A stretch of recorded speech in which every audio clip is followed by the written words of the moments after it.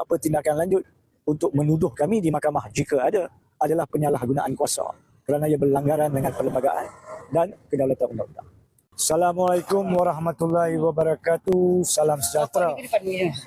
Pertama sekali, sebenarnya apa yang berlaku pada hari ini boleh dijangka dan diagak atas beberapa perkara. Tapi saya akan ringkaskan hari ini dan saya akan rumuskan apakah kedudukan beberapa rakan yang lain.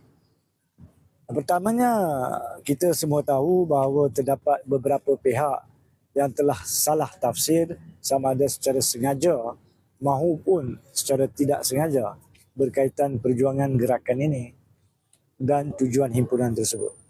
Kita semua faham dan kita semua tahu dan kita semua ikhlas perjuangan ini adalah untuk menegakkan kedaulatan undang-undang.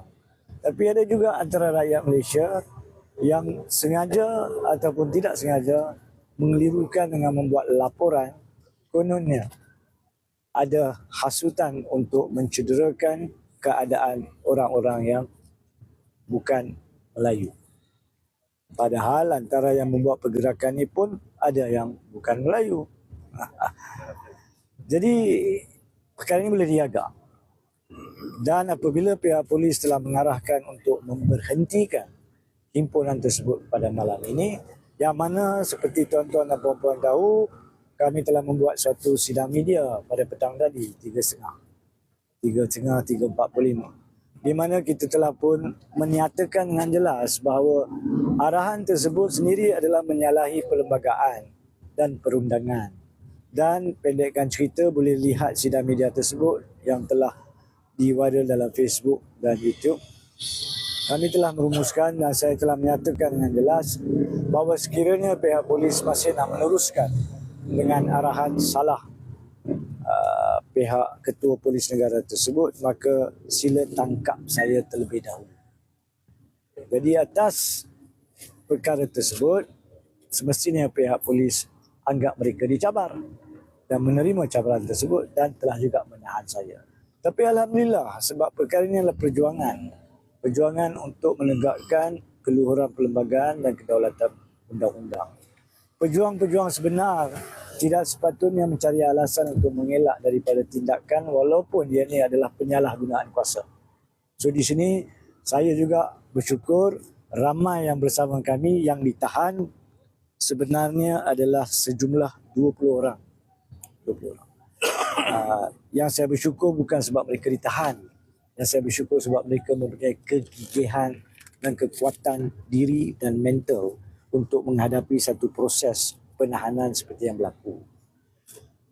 Daripada 20, boleh saya sahkan 18 telah pun dilepaskan atas ikat jamin polis. Bahasa mudah lah. Ya. 2 lagi masih ditahan, iaitu saudara Zamri Vinod dan saudara Tamim. Kedua-duanya setakat pada sekarang akan dihadapkan untuk prosiding riman pada pagi esok. Walaupun esok hari Ahad, untuk pahaman tuan-tuan dan puan-puan, riman berlaku walaupun pada hari cuti. So esok pagi akan ada permohonan prosiding riman untuk Zamri Vinod dan saudara Tamim pada jam persekitaran 9 pagi. InsyaAllah pasukan peguam yang pada hari ini telah dibantu oleh Tuan Aidil bersama dengan pasukan peguam lain dengan Puan Syafiqah dan sebagainya dan Puan Sharifah dan ini peribadi. Maka esok mereka akan hadir untuk kami akan hadir untuk membantah permohonan reman di bawah prinsip undang-undang. So kita akan lihat apakah keputusan berkaitan dengan permohonan riman esok. Dan secara lanjutnya berkaitan pergerakan ini dan himpunan yang telah tertangguh ini, kami akan membuat suatu kenyataan lanjut pada hari esok. Kerana saya percaya selepas permohonan riman tertakluk kepada apa yang berlaku esok dalam permohonan riman, maka sebaiknya kita tunggu kehadiran saudara Zamri dalam kenyataan media lanjut. Pergerakan ini masih akan diteruskan mesyuarat dengan NGO yang berkaitan akan diteruskan.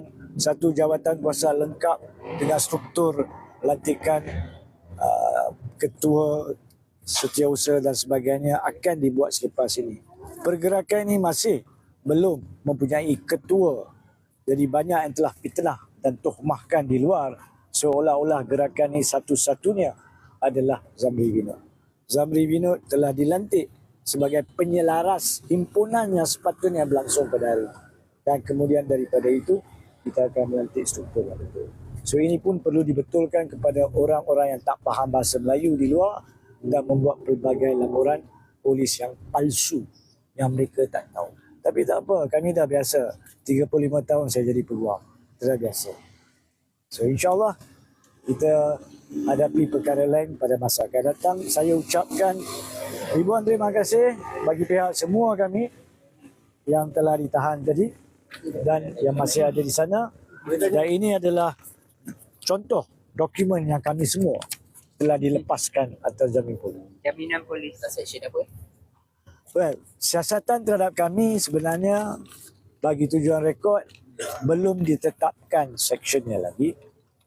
Siasatan terhadap saudara Zamri dan Tamim difahamkan permohonan riman mereka esok adalah berkaitan Seksyen 4 Akta Hasutan dan Seksyen 505B Kanun Keseksaan. Di mana permohonan reman tadi bagus? Akan dibuat di sini sebab hari Ahad mahkamah tak buka. So mahkamah datang ke balai.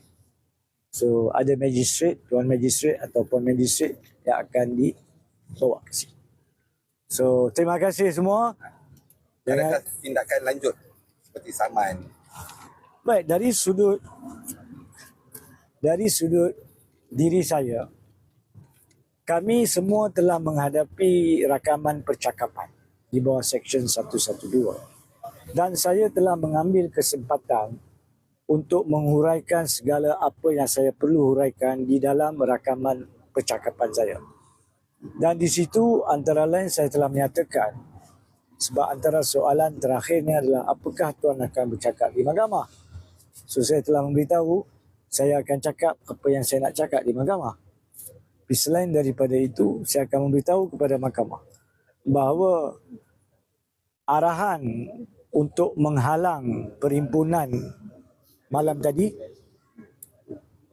arahan untuk menahan kami dan tangkapan kami serta apa-apa tindakan lanjut untuk menuduh kami di mahkamah jika ada adalah penyalahgunaan kuasa kerana ia berlanggaran dengan perlembagaan dan kedaulatan undang-undang.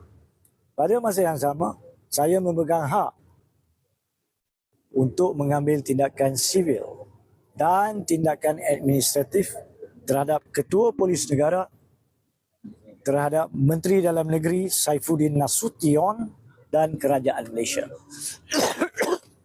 di atas penahanan salah dan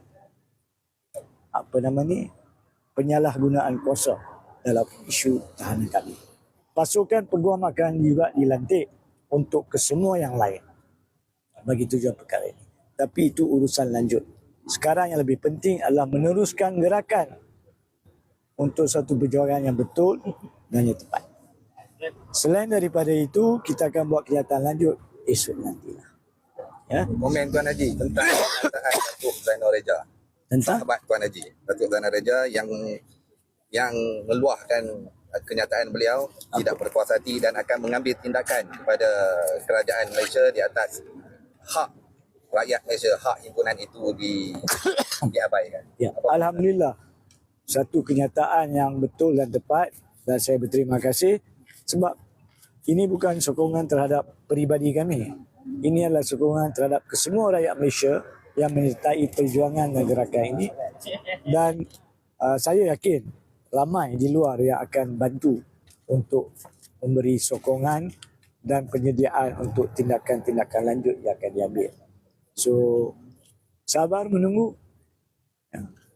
Dunia cuma tamat bila berlaku kiamat. So, sehingga itu kita masih kena berusaha. Kita teruskan.